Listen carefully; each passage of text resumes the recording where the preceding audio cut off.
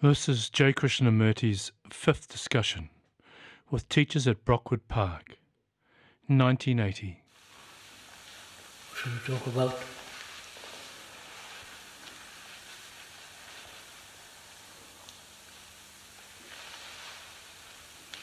Could we talk about responsibility?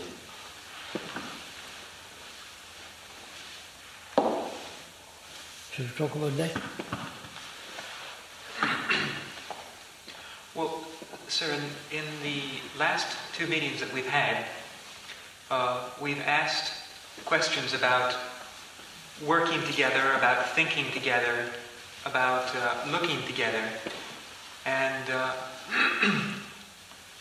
what we have been saying has often seemed like not something that is done together, but something that is done very individually. Yes. Could we... It's not clear to me how...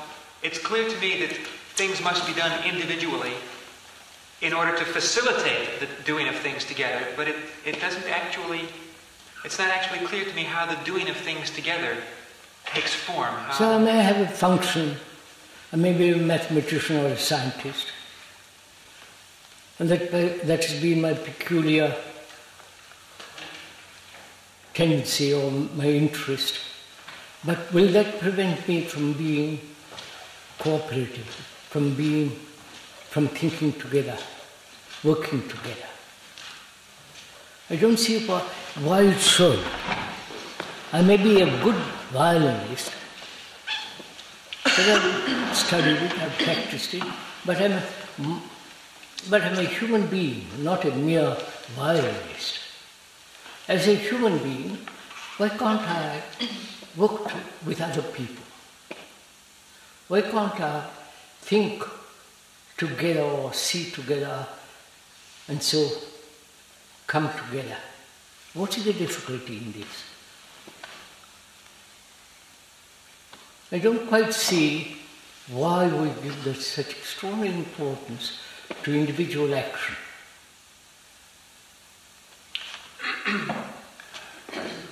Well, sir, in our looking at this, looking together and thinking together, we ask questions about what prevents this looking together, and it's all in terms of our doing something within us, or our doing something alone, our doing something, or our seeing things. We even said that looking at something. So, as he raised the question of responsibility, aren't we responsible in a degenerating world that we should come together, do things together? Isn't that our responsibility?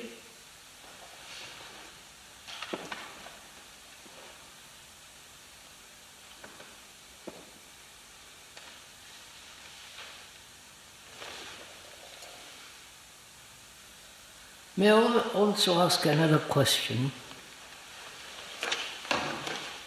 General question, then we'll come to particular. Why is it that human beings all over the world, when they get into a certain category or certain functions or career or some professional activity, they are stuck there. They don't seem to flower, go beyond themselves, beyond all that. Could we discuss that? Why human beings, why their minds, though perhaps following a certain speciality, seems to not to function all round as a total human being. Would that interest you?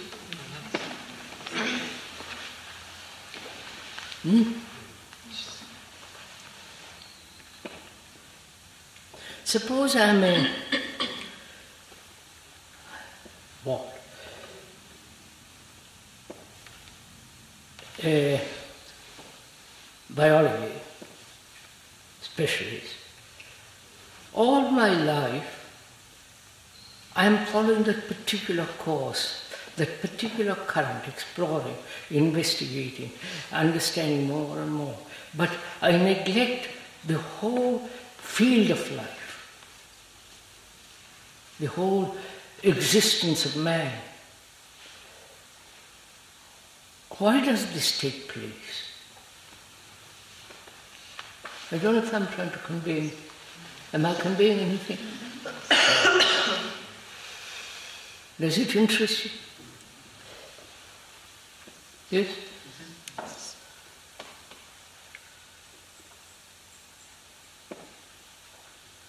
What is the root cause of this? If I'm rich, then I'm lost, more or less. And if I'm poor, my only concern is to get a little more money, a little more better, and so on. And I move in that little circle, whether I'm rich or poor, whether I'm a communist, socialist, labourite or leftist, rightist. I've always lived in a small, narrow little circle. Why is it? Why does it happen? Because you've Come on, Sir categorised John. You've categorised it. Huh? You've categorised. I mean, I don't see why a rich person or a poor person can't be intelligent. But generally it doesn't take place. It generally doesn't, because we get fixed in it. Why? What is the root of it? The root is that we fix ourselves there and get stuck. Yes, Mrs. D, I know that. I've fixed myself into a particular corner, right, Yes. of the field. And I feel comfortable there. I'm satisfied with it. I feel secure in that little corner of this vast field. I'm there. And I ask myself, why is it that human beings are doing this all over the world? Because we're all craving security.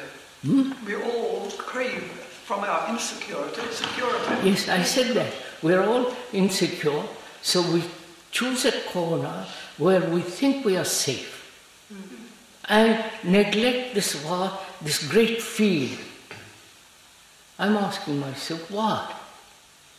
I can give the reasons: security, protection, satisfaction, the sense of fulfilling in that little corner, not to be disturbed and so on. I can give all the reasons. But surely there's much deeper cause than all that. The world puts a value on capacity and ability. Yes, capacity, skill, and the sense of achievement. Yes. And all that's implied in that little corner. And the size of our corner appears to be limited by our capacity for affection. When we have affection for someone, there's very little problem about thinking with them, thinking at one with them. If we I'm asking, sir, why? Well, the problem appears to me to be lack of affection. Lack of affection. Oh, no, don't. Let's see, is it lack of affection? Well, I know that with people I have an affection for, I really can think with them, at one with them. And those that I haven't an affection for, I just don't want to. Sir, do we or I realize that I'm carved out a little corner where I feel safe? Yes, I'm sure we all feel acutely conscious of that. So Huh? I'm sure we all feel acutely conscious of that. Huh? I'm sure we all feel very I conscious don't know, I'm of asking. that. Am I or we conscious of this? And why is it that the mind is always doing this? If I'm a yoga teacher, and I'm there for the rest of, I mustn't teach yoga for the rest of my life, but I'm secure in that profession.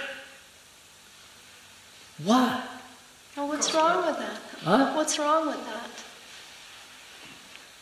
There's not. I'm a yoga teacher.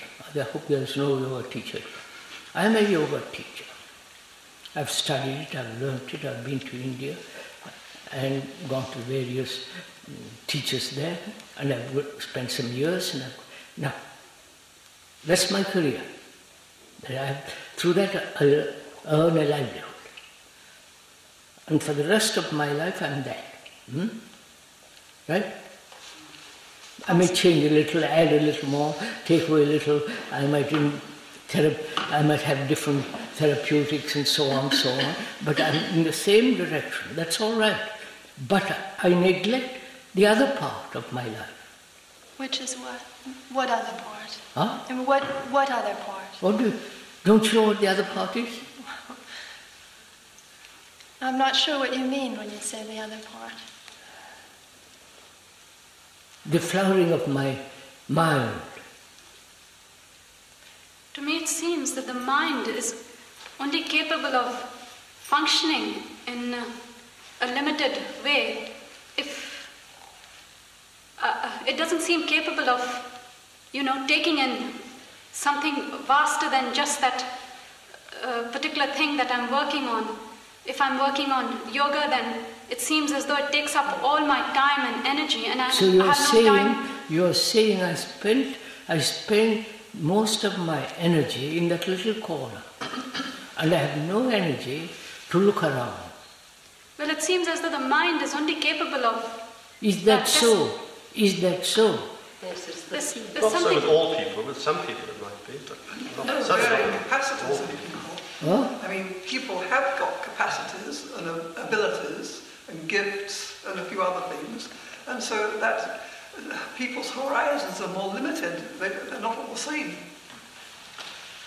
Is it really limited, or do they just not wish to go beyond their own proficiency in one little corner? Well, I think some people have intelligence and some people have not.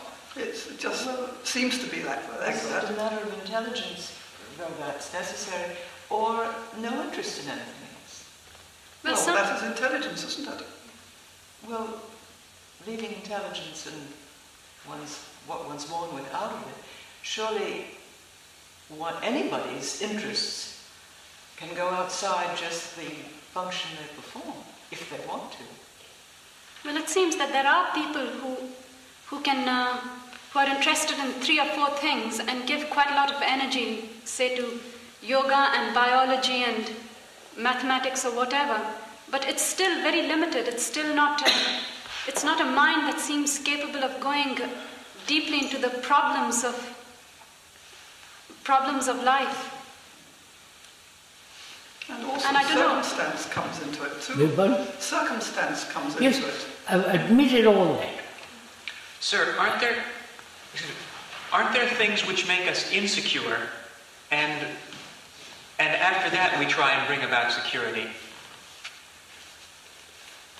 In other words, the reason why we seek security is because of the things which make us insecure. No, sir, I'm not. I admit all this, sir. Look, I'm insecure. The circumstances, family, responsibility, career, money, security. Admit all that, but I'm still in that little corner. Right? I may extend that little corner, but that corner is always there. And I'm asking myself, because there was a letter this morning from somebody who said they had met somebody who hadn't matured at all. He remained the same for the last 30 years. Money, position, job, car, enough money to travel around all that, but still in that little, narrow, personal, secure, you follow all, that's all they have. He's got regular good American dollars, big house, and completely satisfied. Please, you understand my question? Huh? I'm asking why the mind, not only general mind, but the particular mind, does this all the time.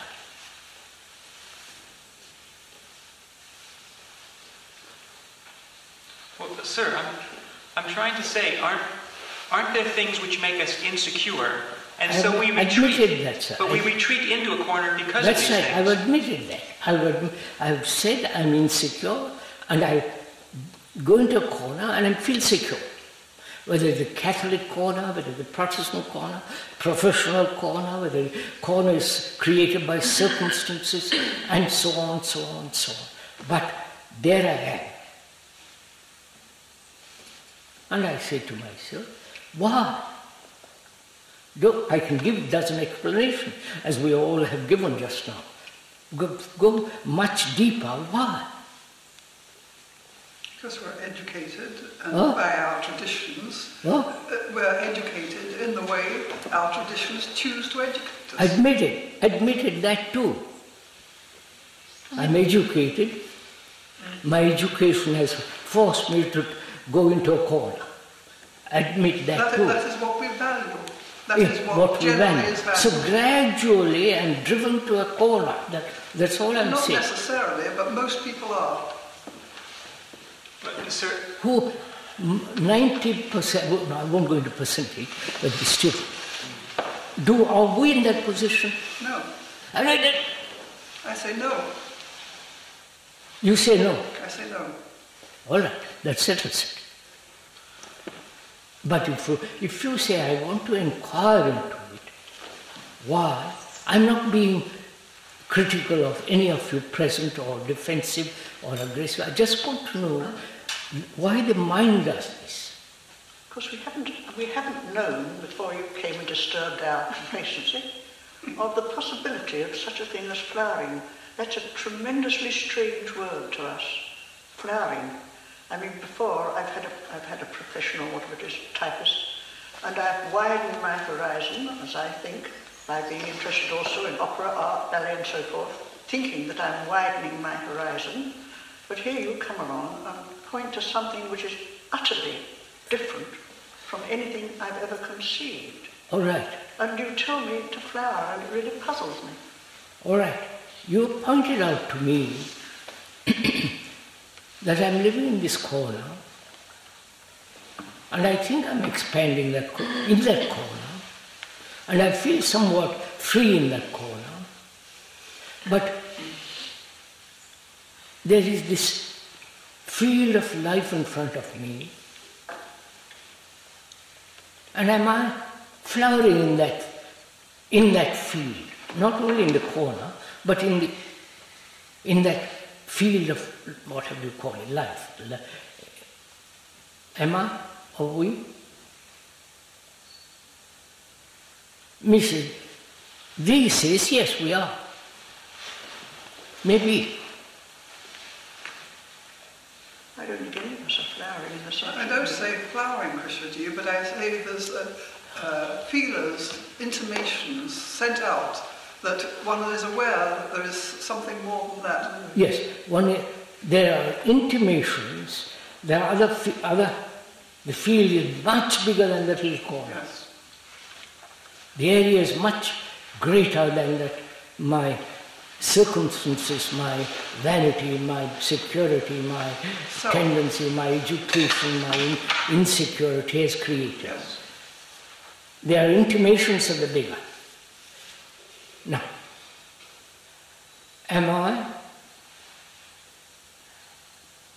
is my mind moving out of that corner? I have to live in that corner because I have to earn a livelihood. But physically it is necessary. But psychologically, have I moved out of that corner?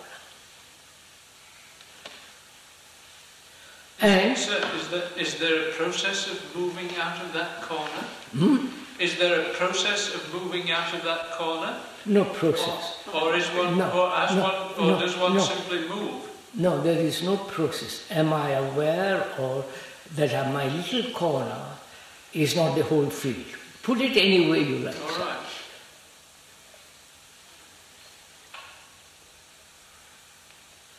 Because this letter challenged, it said, I know the people, and they are just completely bourgeois. Sorry, you know what I mean. I'm not insulting them, or you, by using the word, completely satisfied.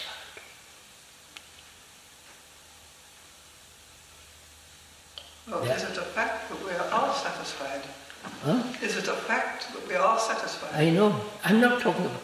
So, I'm asking Mr. D, why am I like that? Why is my mind exploding to something outside? Krishnamurti, I think one of the problems is that we deceive ourselves. I mean, this word responsibility is used a great deal here. As we get older, we take on responsibilities, we feel concern. But in actual fact, those responsibilities are just keeping us in the field, keeping us in the corner. So, I have not only a responsibility to the corner or in the corner, certain responsibilities, but I also have responsibilities for the whole field. Well, that's what it is to be mature. Huh? That's what it is to be adult or mature. That's it. Why? But we're not mature. Look, But I mean, I find it difficult when we all say, yes, I'm not this, I'm not that. I'm not saying... Krishnamurti, that we all take unto ourselves, I feel like the Christian religion. What? And saying, I can remember first when it was said to me, you are a miserable sinner. I thought, the hell, I'm not a miserable sinner. Did I say that? And I say, you say all these things to us, we all say, yes, we are stupid, we don't this, we don't that. I'm Exactly. attacked. Why is it either a general fact about humanity? Why can't we look at the problem and not say, I've been called a miserable sinner, or in the whatever it is? That's what I'm trying to say. And doesn't this confront, I mean, Krishnamurti has talked about flowering, but surely every human being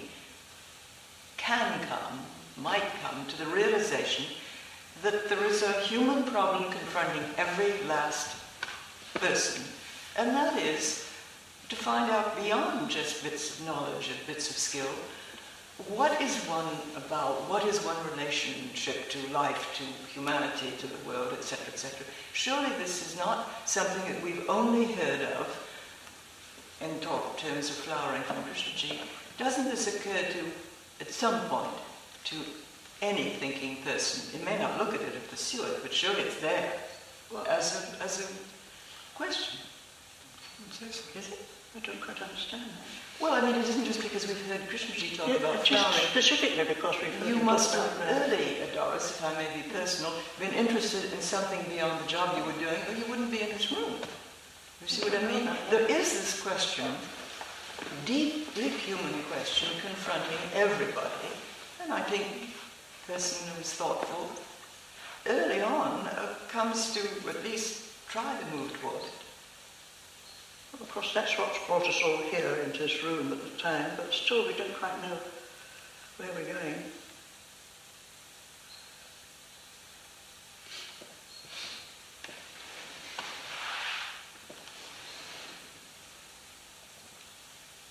At the end of this, 10 minutes, 20 minutes, where are we? 25 minutes to be exact. Where am I? I realize I've got a corner in which I am growing, I'm accumulating, I'm functioning, I'm happy, I'm dissatisfied, I'm all that. My education, so there. What am I? I don't know if I'm conveying anything. Krishnamurti, I'm not a miserable sinner. I mean, that's ridiculous. For heaven's sake, I'm not. Right. Well, none of us are miserable sinners, but I think all of us feel that somehow the little corner of the field isn't good enough. Is that? Isn't good enough. Then what do we do? Well, sir, you asked a question which we haven't actually explored, which is, why are we there? Yes, we are there, as we said, circumstances, education, security, satisfaction, all that. That's not quite enough of an answer, because actually there is no satisfaction there. There is no security there. Oh, yes, there is. It's only temporary. It's only That good superficial. enough. But why do we settle for good enough? Why do we settle for that? I don't ask yourself, don't ask me, why is it human beings right through the world are so limited, put it that way, if that word pleases, it doesn't disturb anybody, why the human mind so limited? I think at some point, existentially, most people accept limitation, corruption, they accept it. Probably when they're young, there's some rebellion against it. In many people, there's some rebellion against that. But at some point or other, they throw in the towel because it probably seems too difficult to keep this discontent or not accepting the conventional way of things. It's too difficult to keep it going. So at some point, most people give up, in a sense, inwardly. And you see it happen, don't you? And you see it happen, you can see it quite visibly. You see it happening everywhere. I know, so I ask myself, what am I to do? Well, is it a question of energy then, Krishnamurti? Is it? I don't know. Is it a question of energy to move I have to live in that corner, obviously. Physically I have to. But psychologically I don't seem to be capable of moving out of it. I don't think it's just a question of energy. I think there has to be something more than just... Shakuntalaji, what is it that is necessary?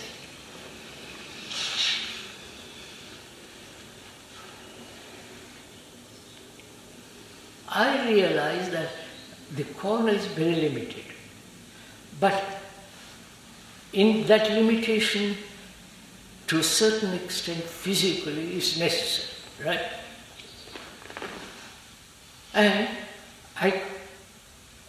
And is that limitation necessary psychologically, inwardly? And we all seem to say that we lack energy to break through that, right? Well, I don't think it's energy, because I feel that we're discontented with the corner. We see that the corner is limited. Yes. But, then one tries to move out of it, and you use all your energy. Do you? Struggling and trying to move out. Is that what you're doing? Yes. Using all your energy to move out of that corner? Yes, but it doesn't seem to help. So what do you do? Do we perhaps see that something has to be done and have a bit of energy to do it, but don't realise that we're still circling within the corner? We look for an answer that we think is outside, but it's the same old process going on, more or less, and therefore squirrel cage. Well, we're still looking from that corner, and sometimes a moment of interest or from something outside sparks, and then an enormous energy appears that's nothing to do with the corner's energy.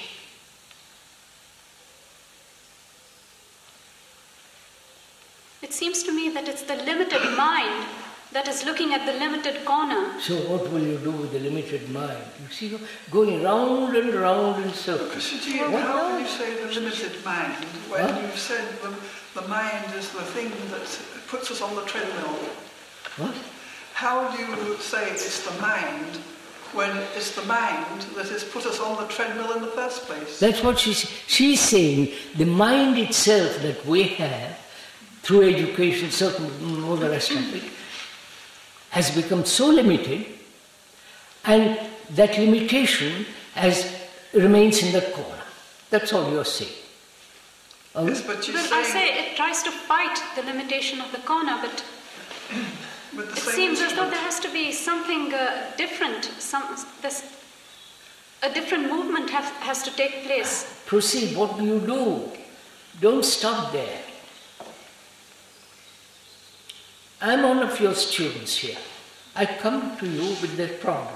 How do you deal with it?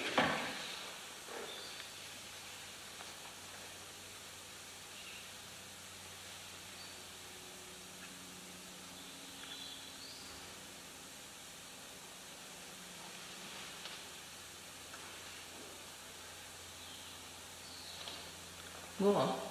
How do you deal with a student for whom you're responsible? Krishnaji, could we keep to ourselves, because really the student is hypothetical at the moment. All right, I don't want to become... All right, keep it to yourself. What will you do? So I'd like to ask the question, if there is a certain area in the mind that is blocked, that, somehow we haven't tapped or touched. Admit it. Then what is blocked, right? Then what? Well, how does one unblock it?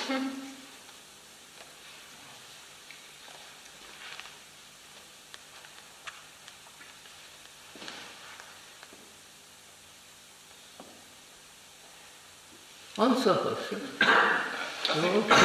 If there's an area of the mind that's blocked, it seems strange. I mean, how can you tell?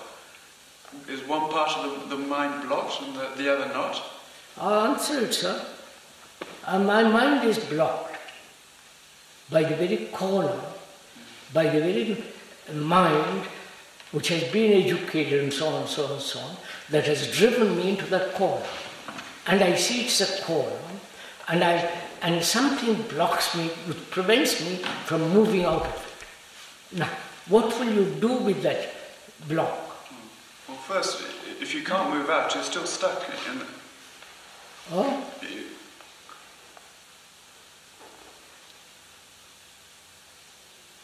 If you can't move out from this... So I remain in that, within that wall, that thing, within the prison?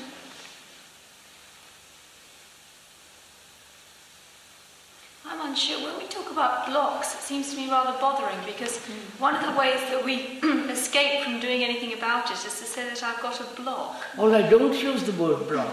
Something... Yes. No, but it's... Something is not functional. Okay. But surely the problem is in the blocked part, and it's not some other possible part of the mind that we have to deal with. It's the place where it's stuck, isn't it? Not to look to some other quality in the mind that may unblock it. Firstly, unblocking has to occur in the prison. Then, maybe. But we can't see it unless the scale changes.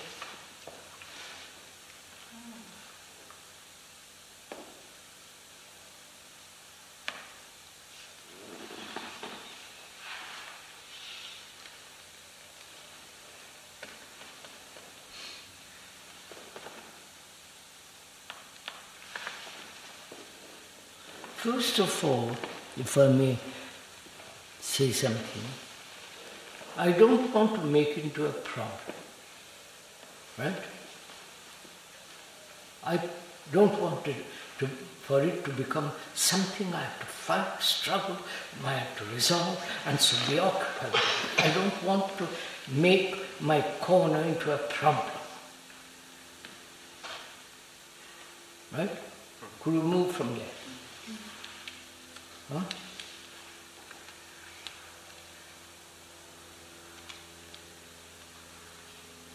Huh?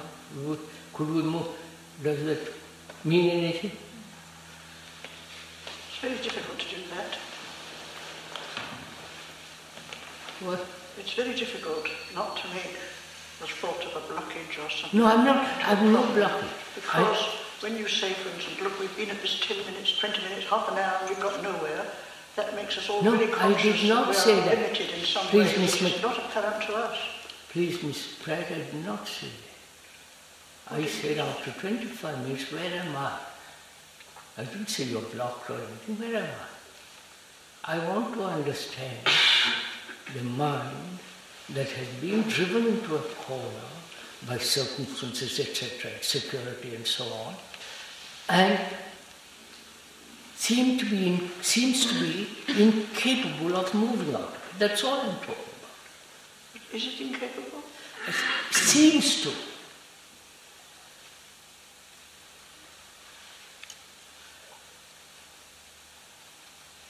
It's not at all certain, Krishnaji, that it's only our conditioning which has forced us into this corner. condition. So there might also be 10 different reasons. But we're there, that's the point. That's the point, is we are there. Perhaps you may not be, and some of you may not be. I raise this question because this letter is very indicative of something which is common to humanity. Yes, but isn't it important why we're there? I explained it, sir. We have explained 10 different: education, insecurity, desire for security, and so on, so on, so on. So do we tend, perhaps more than is proper, to blame an outside agency, in other words, education or conditioning? Yes, I blame the outside agency, then I blame myself. I say I shouldn't have done this, I shouldn't have done that, and etc., etc. So all that I'm saying is, realizing all this, I say I don't want to make into a problem. Something I have to resolve, something I have to fight against, I have to do something. I don't want to be put in that position, a person.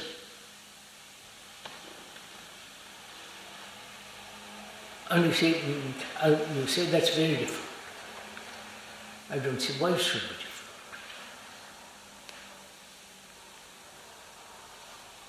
You mean you don't want to be put in a position where you are expected to move out of the corner or somebody is driving you out of it? You say it's not a problem. Sir, I don't want to make life into a problem. My relationship with another into a problem. Which doesn't mean I'm satisfied with things as they are, personally. All that I'm saying is, why is the human mind like this?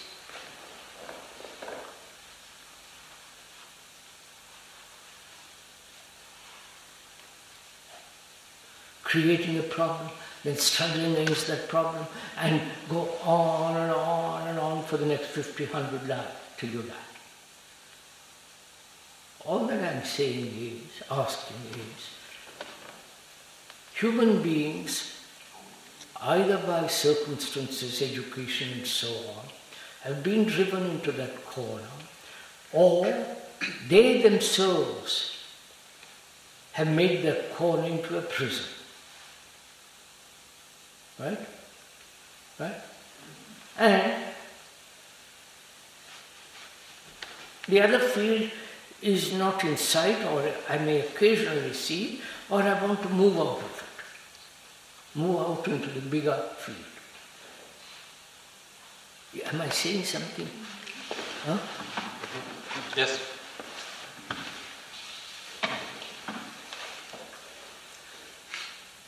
And to that you say to me, I've got blockages. Or you tell me, we are moving out of it. We are flowering, we are growing slowly. And I say, is that a matter of time? Is that a matter of growing out of that corner into something else? You follow what I'm saying? Or is there something totally wrong in our observation of the whole thing? That seems to be implied in what you're saying. And that's what I'm slowly coming to. Is it part of the problem that we are looking at it not as a problem, but how am I personally to move out of the corner? No, sir. Look, circumstances, education, job, money, profession, career, and so on has driven me outwardly into that corner, physically. Inwardly, I have created that corner myself. Right? I want security, I want something satisfactory, something that will hold me there. And so I say I must get out of it. How am I doing? So perhaps there is something wrong or not correct in our way of looking at the whole thing. That's all I'm asking. You mean we're still trying to do something? We don't stop and let space in? No, I'm not trying to do anything or not do anything. I'm asking myself, there is something, this divided life, the corner and the field, right? And me in the middle, trying to get out into the bigger, into the little and so on. I say, there's something not correct about it.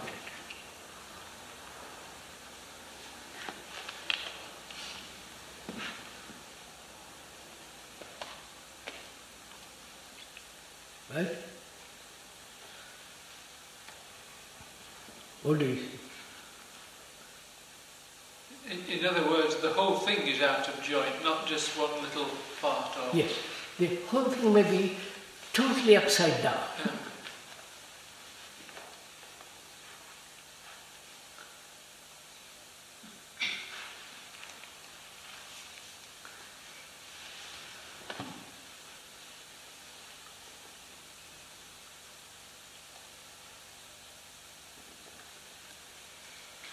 So are you asking, so what's trying to solve what and what's trying to move where? Are you asking what's trying to solve what and what's trying to move where? We were talking about sort of flowers moving from the corner into something else, but I'm not quite clear what's moving where. I mean, it seems that that's part of the difficulty, is that something seems to be moving from a corner to something else when we're talking.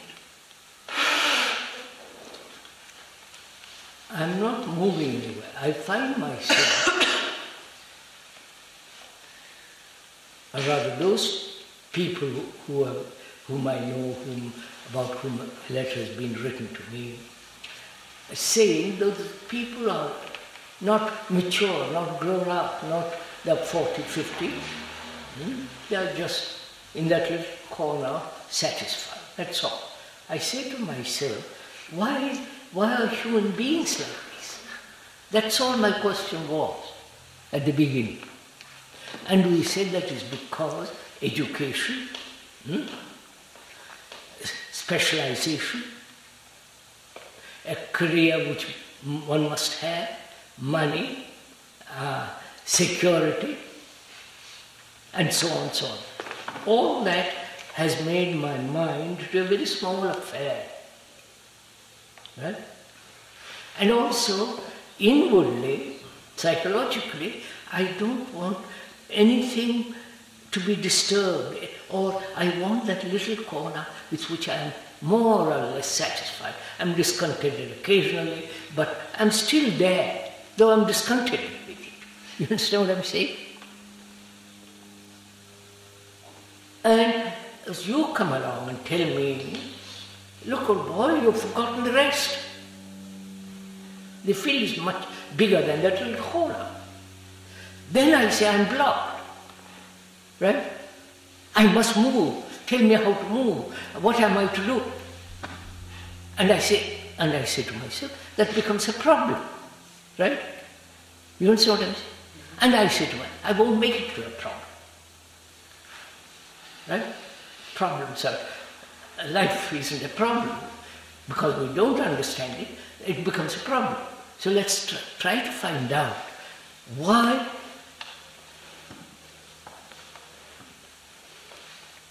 it has become like this. Life has become like this. You understand? Have I made myself somewhat more clear? Corner, the field, outside, inside, I must move, I must not change, I am changing, I am discontent, what am I? I keep on repeating this and live in that little circle. Right? Or bigger circle. Perhaps this may be, I'm asking myself, this may be totally wrong. The way we're looking at it all.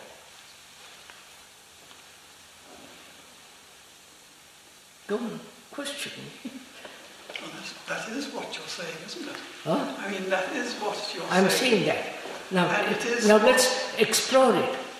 Let's move. Don't say I'm blocked. Therefore it's a corner, I must get out of the corner into a bigger field, what am I to do, and so on, so on, so on.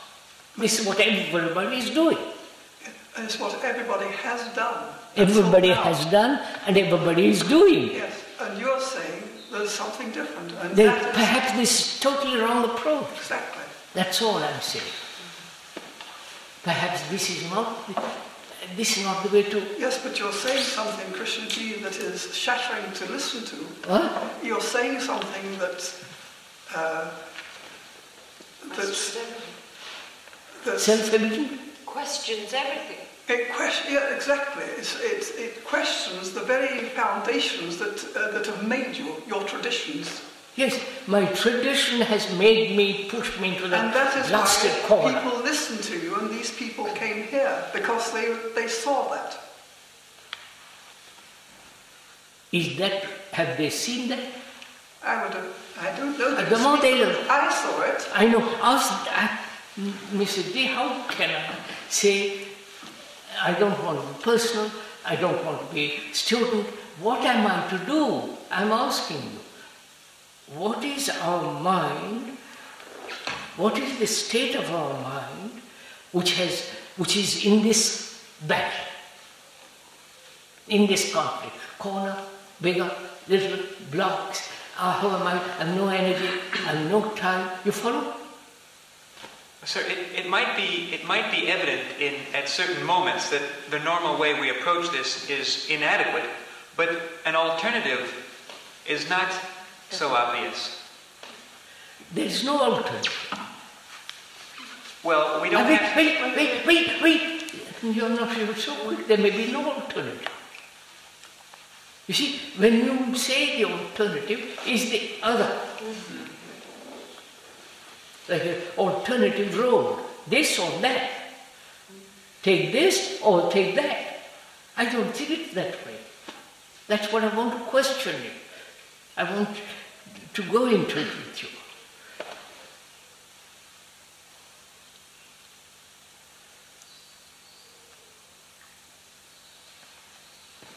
Don't, please, move it if you... Are you saying we're struggling so hard and looking for ways to get out of this corner that we're not really aware of what we're trying to get out of? We're not really observing the state we're in. There may be no corner at all. There may be no field at all. And the trying to get out is part of what holds us, the whole thing. The process that is at the same time holding us in the corner. Yes.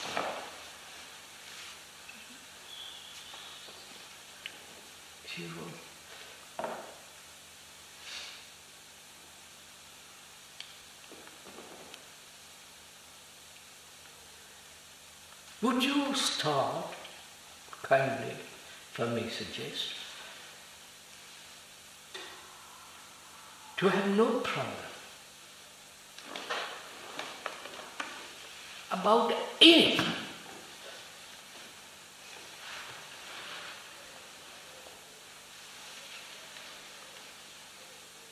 Would that mean anything? Well, what you're really saying is, would you be terribly intelligent? No. I refuse to make life into a problem. About career, about circumstances, about wife, responsibility, about anything. It doesn't mean that I must be colossal intelligent.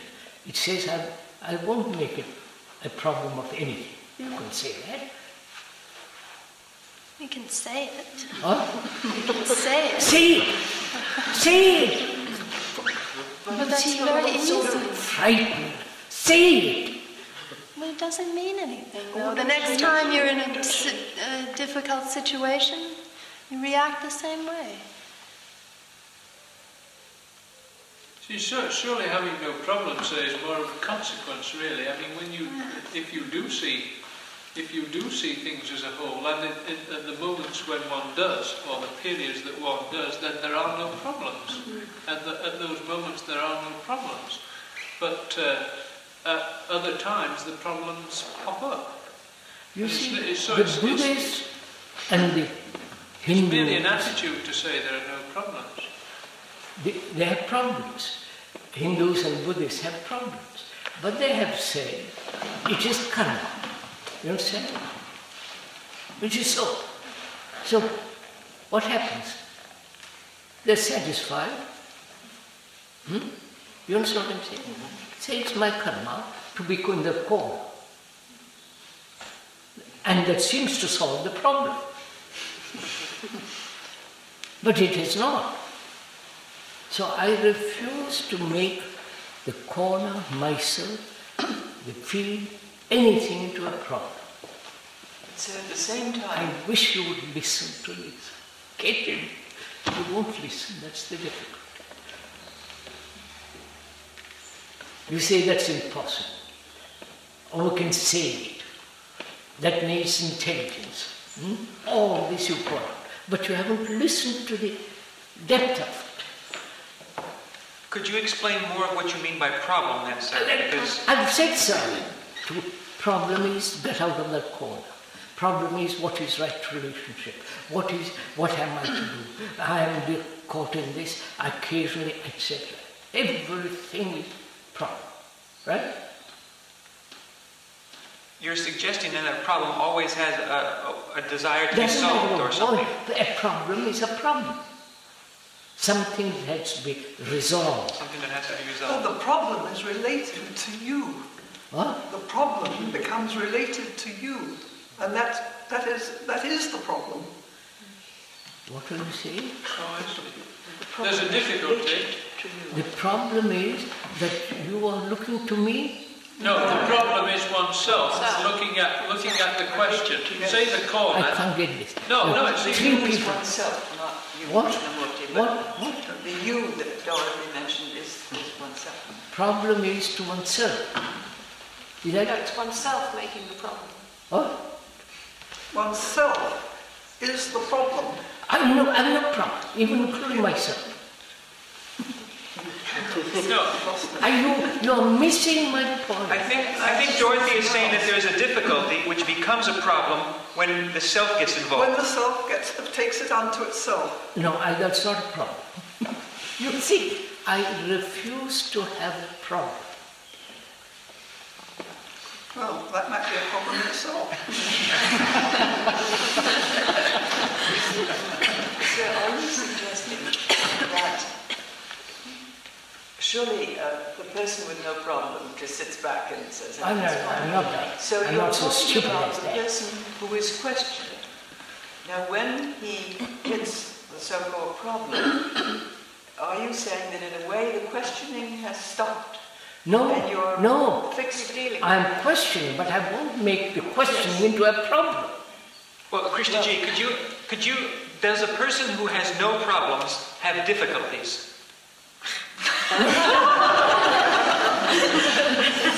There's a person who had... May I use the English expression Jesus? We all know what a problem is, for God's sake. We all know that we've got problems. All he's saying is it's impossible for me to live without a single problem. You're most extraordinary, if I may point out. Look, you come along and say to me, no problems. Right? What is my reaction to that? You say that's easy to say. She said that requires great deal of intelligence. But we cannot have problems. We have problems, we cannot deny it, and keep on repeating it. Right? Right? Which means what? I'm asking, which means what? That you are not even listening to the poor chap. You know your own reactions. Why does a man say, I have no problems? You say you're a biological freak, which is another reaction. Right? You understand? Why don't you find out what it means?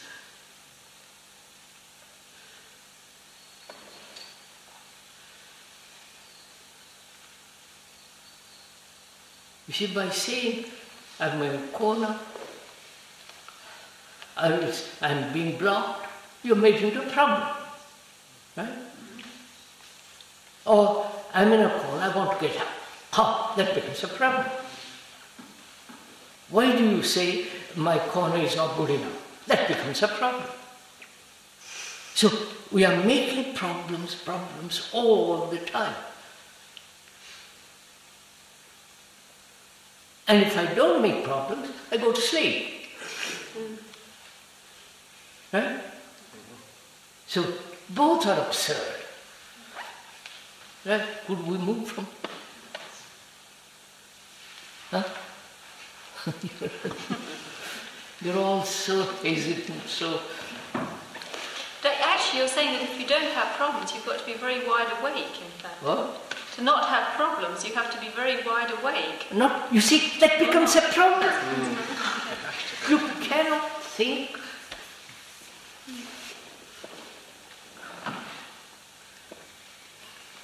Then you say, how am I to keep wide awake? Back to the good old game.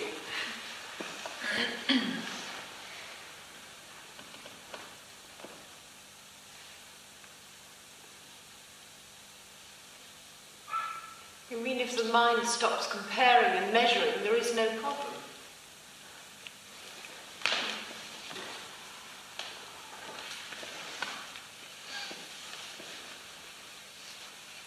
If I don't measure, if I don't do all that, what am I to do? But I am measuring. So tell me what to do.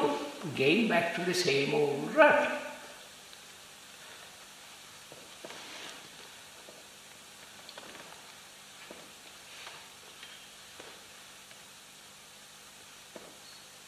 Battle with a little bit.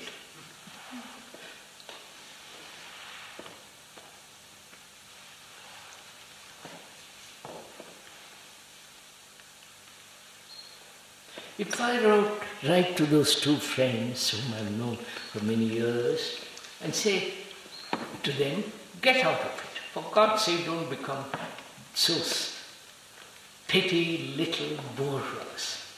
They will say, what do you mean by it? They'll criticize me. You have money, you have traveled around, you meet lots of people and blah, blah, blah, and we can't, we are this and we are that, so you're monstrously comparing us with something else and so on.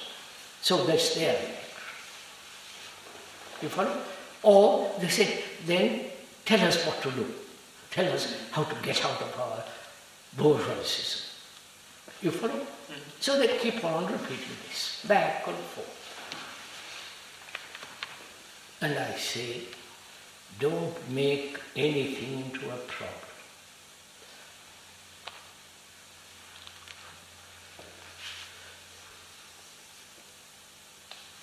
Which doesn't mean I go on my own way. You understand what I'm saying? I am caught in a trap of meditation, and it pleases me, and whatever you say, I keep on going. You follow?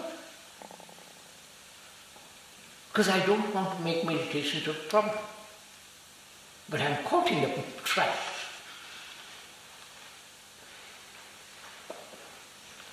I don't follow what you said then, Krishnamurti. I didn't follow what you were saying. Either I listen and say, somebody says, listen to find out what meditation is. But I won't listen because I'm caught in a certain trap which I like, which is enticing, which is romantic. I won't move there.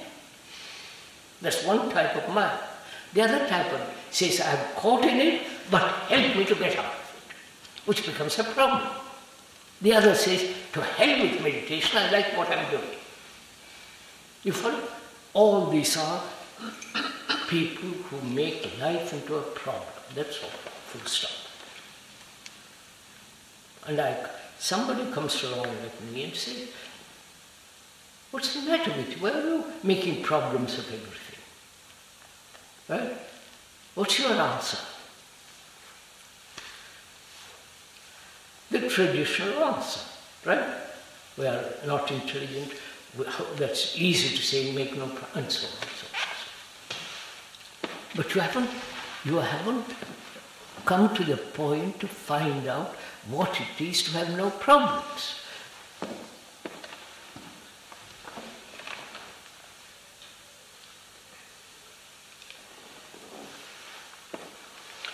Are you saying, sir, that the man who has no problems is no longer in that small corner?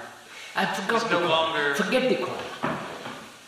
Forget the blasted little corner or the big field. All that I'm saying, why do you make everything into a problem? That's all that was. School, the whole movement of life becomes a problem. I said, don't do it, full stop.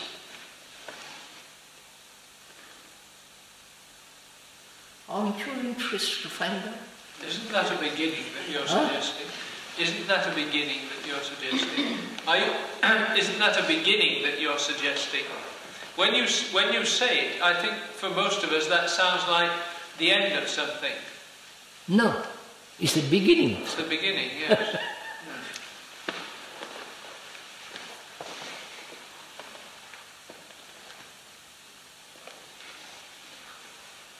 There must be a way to look at things which does not create the problem. So there must be a way to look at things which... So you're going to find out the way? We do. We which must do it. Which becomes a problem. Not necessarily.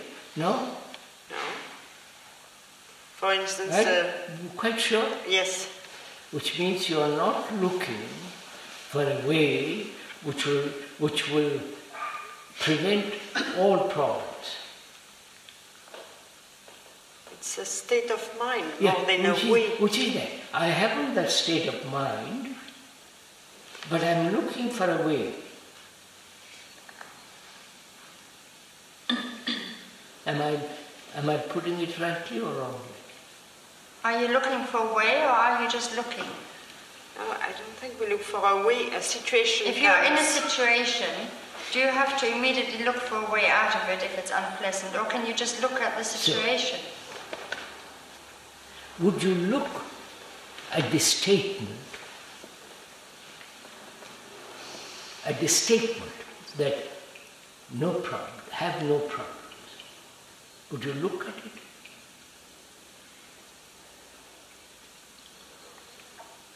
Open the field of it, open the chapters of it. They're only very small statements. Have no problem, 3 words. But it contains a tremendous lot. We'll open it.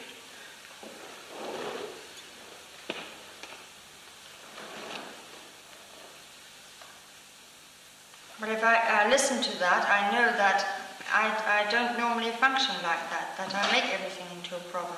Yes. Then all I can do is see, can I do without it? You will find out, that is, how am I to open that question, right? Mm-hmm. I'm full of problems. But huh? The problems are our reactions to things. Don't explain it. I've explained it 10 different ways. If you don't mind, I see other problems. That's so. You come along and tell me, don't have problems. I said, all right. I put my problems aside. I said, let's find out what you mean by that.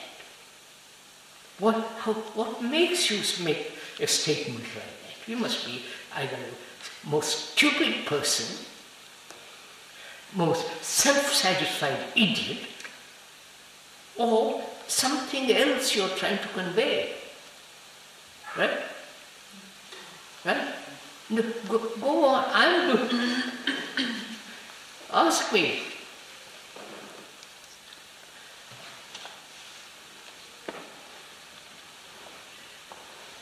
You tell me, have no problems. I said, what an extraordinary statement that is. Because all my life, from the beginning to the end of my life, I have nothing but problems. And you come along and say something quite different. Am I capable of putting aside my tradition, my etc., which is my life of problems? I say, all right, let's find out what you mean by that.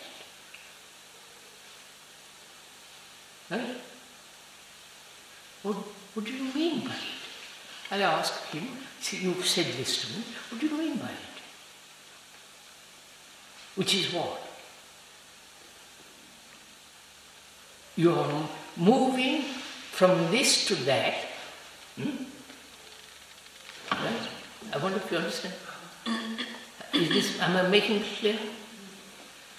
From this to that, which becomes a problem. No? I am in a corner, I must get out of the corner. From this to that. I'm not sure. Aren't you just trying to find out what does this person mean? I'm going to go into it. You're following, follow me a little bit. Yes. That is, I have problems. I don't know what you mean by not having problems. I want to understand your mind that says have no problems. Right? I want to understand your mind. He said, why do you make everything to a problem? You have problems. Why do you make problems? Which means you are this, you want to change that into that. No? No, I want to find out Wait, why that's you're a beginning. saying That's this. a beginning. Right? That's the beginning. The urge to move from this to that. No? That's already a reaction. What? That's already a reaction. Well, doesn't that? Yes, but if you really don't see it as a problem, you probably wouldn't. That is a problem. The moment I move from this to that, that becomes a problem. No? But I was asking, can we look at that statement without making it a problem? But I have to find out a way of living, you follow, without a problem.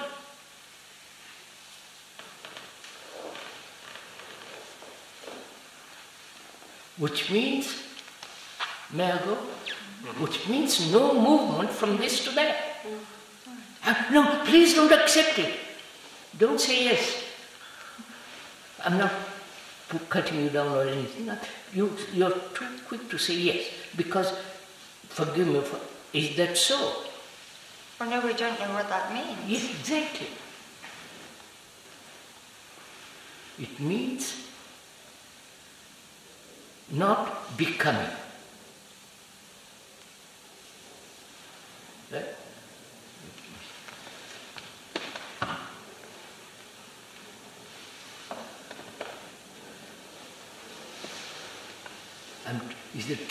Is that a jump? Yes. Why don't you tell me that's a jump? I'll accept it. I don't think you're rude. I see, that's a jump. Now let's go slow. I make a problem of life, any problem of life, because I'm always moving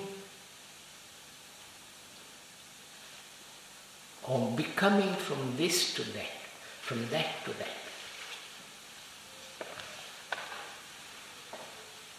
Which doesn't mean I'm satisfied with what is, right? But to see how problems are made, right? Which is moving. I don't know how to meditate, but I must meditate. I'm going to learn it, and that becomes a problem. Because I have an idea, I must. Or somebody promised me, if I meditate, I'll have a marvelous experience. You follow? I'm always moving. Would you agree to that? Would you? No.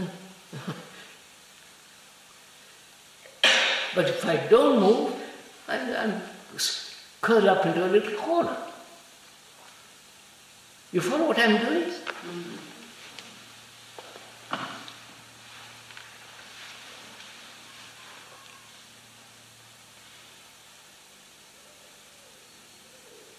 So I neither curl up in a corner nor move.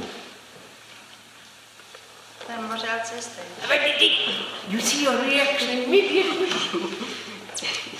So you are back again. What else is there? I must find out. But this is how it... This is the whole movement of weaving a cloth of problems.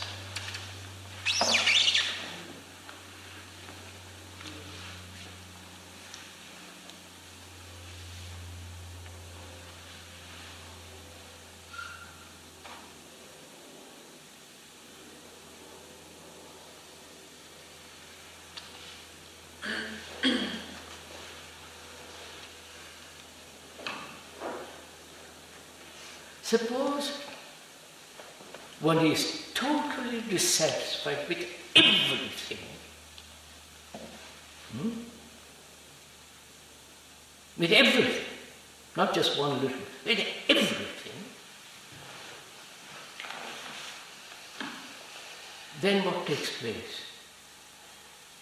Either get terribly depressed or terribly cynical, or, knowing either of those two, I believe in God. You follow me? So, dissatisfaction and non-movement. I want you to understand this.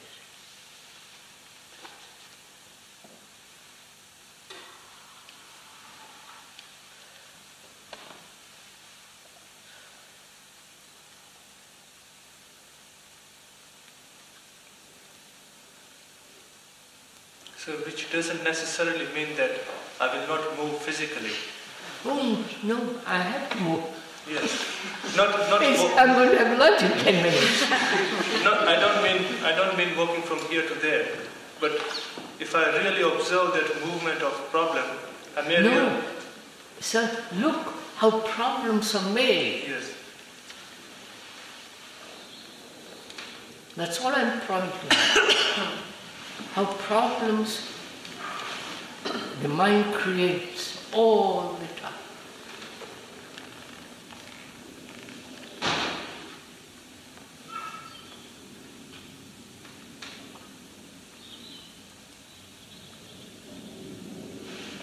Yes, but that physically may change my whole way of life as well, if I really see into that. Physically, I'm not healthy, I must be healthy. But I'm not making a problem of it. I'm weak, my heart is weak, but slowly I can make my heart healthy. So walking, running, slowly begin. That's necessary. But psychologically, inwardly, I'm doing the same thing. I'm weak, I must get strong. And I don't know how to get strong, tell me, and I'm battling with it. Crying over it, got to say.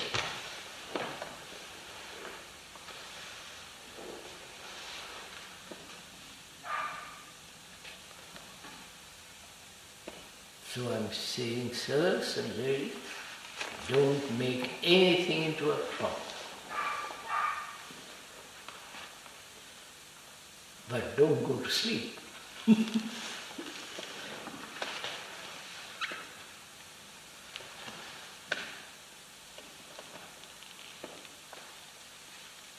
See, the Hindus, the Buddhists have cleverly solved this problem.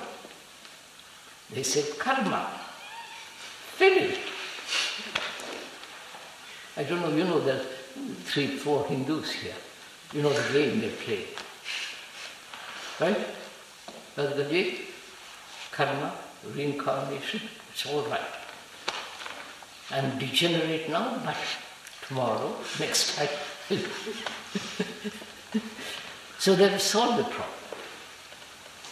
Solves the problem. Huh? Solves the problem. Shelved the problem. Yes. But no, they haven't even shelved it. They haven't even solved it. They just said, it's already solved.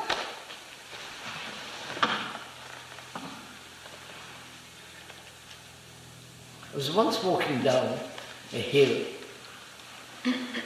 and in front, I can't understand the language, so the chap was with me. There were two people walking in front of us, very, very poor, carrying a bundle. And a girl, the mother and the daughter. The daughter says to the mother, I'm still hungry. And the mother says to her, I'm sorry, but it's our karma. That ended the conversation. You said,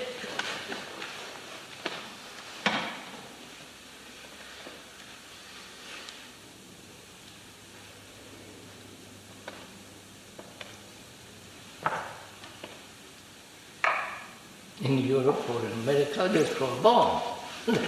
That sets the problem.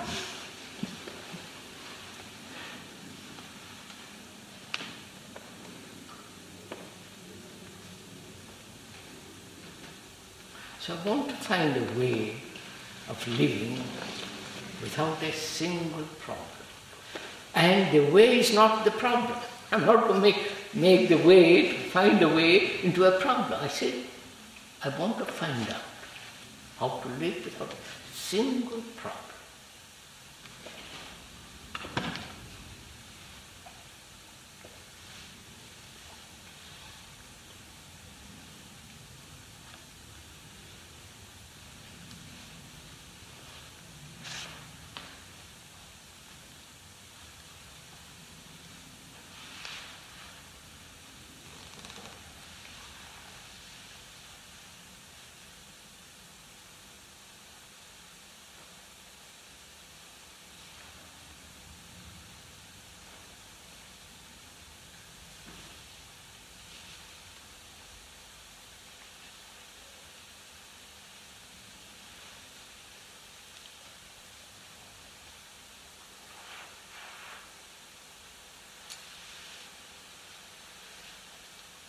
Society is making us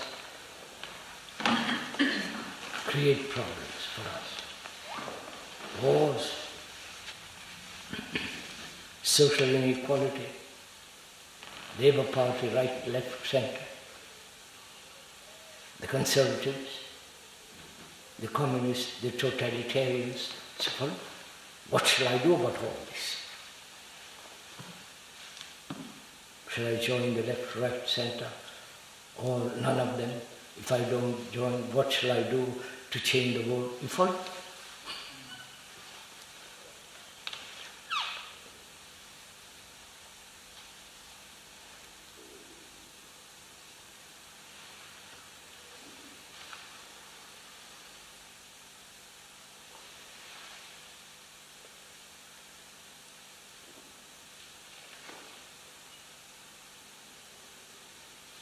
Not so.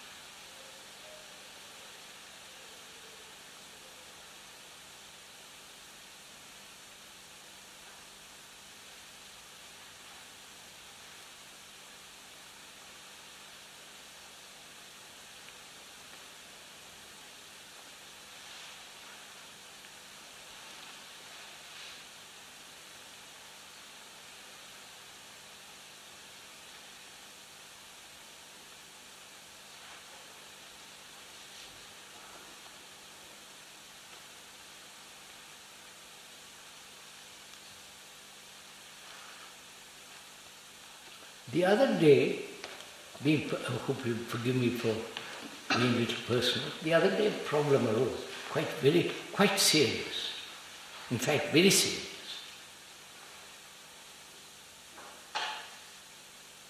And I said, I really refuse to make it into a problem. So it is solved. It is actually solved. I've solved it.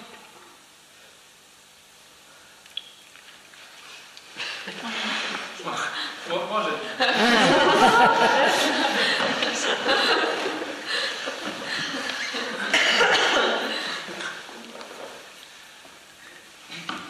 No, it has solved itself in a strange way. That's why, sir, you know. But was it a practical problem? What? Was it a practical problem? They usually do solve themselves. Involving many, many, many people.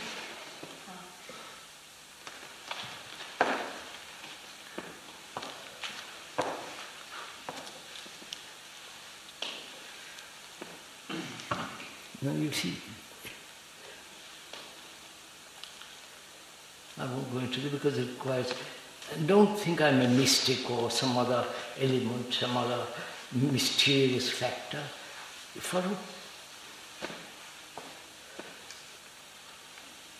So how did you know it had been solved? Sir, you look at all the issue involved in it. There was an issue, really very great issue. I looked at all these problems, what things involved in it. You understand what I'm saying? You understand what I'm saying? What is involved? If I did this, if I did that, if I did that. If I didn't do that, went into it all very carefully. Right? You understand, sir? Are you following what I'm saying? I say, all right, I just left it. It's solved. No? You don't do this. But you leave it without a reaction. What? When you say you leave it without a reaction. Of course, it's not without I can't solve of course. The looking. Huh? The looking at it No. was... No. I put all the problems, all the things involved in that issue, and I watched it. I said, I have no reaction to it. You follow? It's the reaction to all this that makes the problem. I wonder if I'm making clear. No? Yes.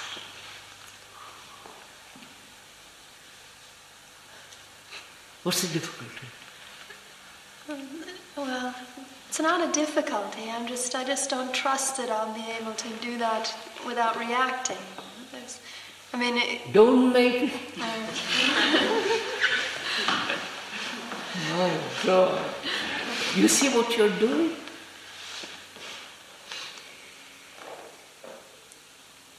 Put all the cards on the table, right? And look at it.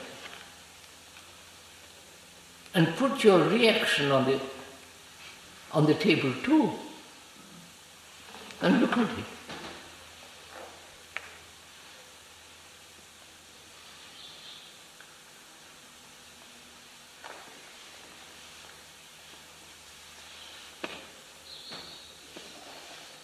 That's the most practical way of living, not your way of living.